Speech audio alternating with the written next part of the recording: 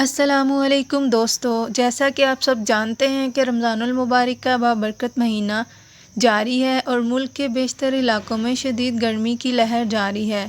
اس صورتحال میں روزہ رکھنے سے جسم میں پانی کی کمی کا خطرہ بڑھ جاتا ہے، جس کے لیے ضروری ہے کہ آپ غذا میں ایسی چیزوں کو شامل کریں جن سے پانی کی کمی سے بچا جا سکے۔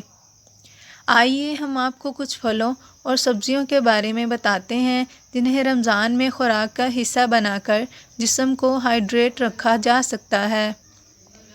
تربوز۔ گرمیوں میں کھایا جانے والا پھل تربوز نہ صرف ذائقے میں اچھا ہوتا ہے بلکہ یہ جسم کو بہت سے طریقوں سے غذائیت بھی فراہم کرتا ہے۔ اس میں 92% پانی ہوتا ہے جو جسم کو مناسب ہائیڈریشن دیتا ہے۔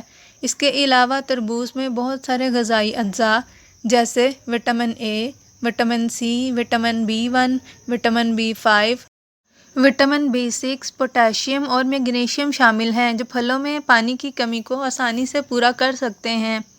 لوکی۔ لوکی میں 90% تک پانی ہوتا ہے اور باقی 10% ریشہ ہوتا ہے۔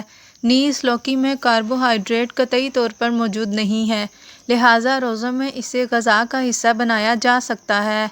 لوکی میں بہت سی قسم کے پروٹینز، وٹامن اور نمکیات پائے جاتے ہیں۔ Vitamin A, vitamin C, calcium, iron, magnesium, potassium اور زنک بھی اس میں پائے جاتے ہیں۔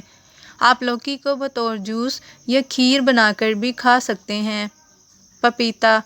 پپیتا موسم گرما کا پھل ہے جو سندھ کی منڈیوں میں آسانی سے دستیاب ہوتا ہے۔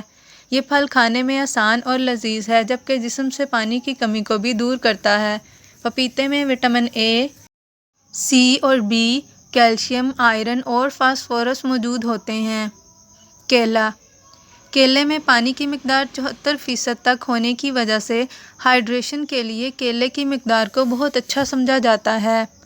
کیلے میں کافی مقدار میں پوٹاشیم اور فائبر ہوتا ہے جو قوت مدافعت کو مستحکم کرنے کے ساتھ ساتھ آپ کو روزے کے دوران صحت مند رکھنے میں بھی مدد دیتا ہے۔ یہی خصوصیات کچے کیلے میں بھی پائی جاتی ہیں جس کا کچھ علاقوں میں سالن بھی بنایا جاتا ہے۔ دوستو، اگر آپ کو ویڈیو اچھی لگی ہے تو لائک کر دیں اور چینل کو سبسکرائب کر لیں۔ اپنا بہت سارا خیال رکھیے گا۔ اللہ حافظ۔